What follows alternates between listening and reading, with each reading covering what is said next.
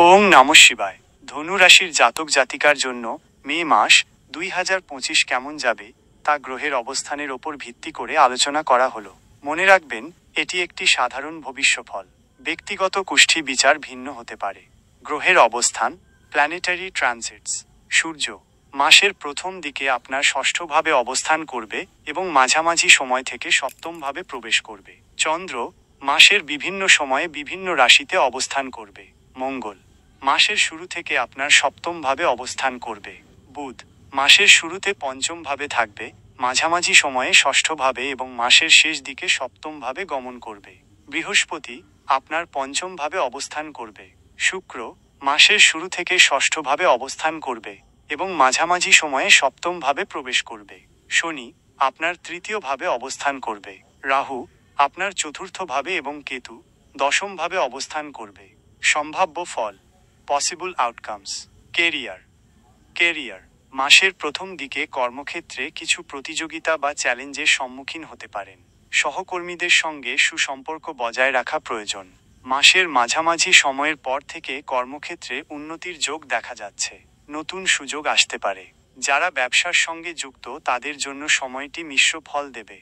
ধৈর্য ধরে কাজ করতে হবে। অর্থ, ফাইন্যান্স, আর্থিক দিক থেকে মাসটি মোটামুটি স্থিতিশীল থাকবে। কিছু অপ্রত্যাশিত খরচ হতে পারে, তাই বাজেট করে চলা বুদ্ধিমানের কাজ। বিনিয়োগের ক্ষেত্রে তাড়াহুড়ো না করে অভিজ্ঞদের পরামর্শ নিন। পরিবার, ফ্যামিলি, পারিবারিক জীবনে শান্তি বজায় থাকবে। মাসের মাঝামাঝি সময়ের পর জীবনসঙ্গীর সঙ্গে সম্পর্কের উন্নতি হবে। পরিবারের সদস্যদের স্বাস্থ্যের দিকে খেয়াল রাখুন। স্বাস্থ্য, হেলথ, শারীরিক ও মানসিক স্বাস্থ্যের প্রতি যত্ন নেওয়া প্রয়োজন। নিয়মিত যোগা ও মেডিটেশন করতে পারেন।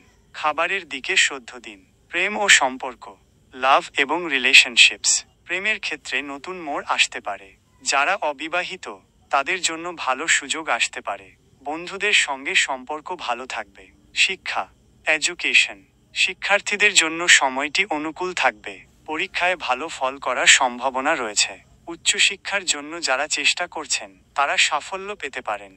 গুরুত্বপূর্ণ দিক, ইম্পর্ট্যান্ট পয়েন্টস। এই মাসে আপনাকে ধৈর্য ধরতে হবে এবং ইতিবাচক মনোভাব বজায় রাখতে হবে। গুরুত্বপূর্ণ সিদ্ধান্ত নেওয়ার আগে ভালোভাবে চিন্তা করুন। যোগাযোগের ক্ষেত্রে স্পষ্টতা বজায় রাখুন। ভুল বোঝাবুঝির সম্ভাবনা রয়েছে। গুরুজনদের পরামর্শ মেনে চলুন। ওং নমঃ শিবায়। এটি একটি সাধারণ ভবিষ্যফল। আপনার ব্যক্তিগত রাশিফল জানার জন্য কোনো অভিজ্ঞ জ্যোতিষীর পরামর্শ নেওয়া উচিত।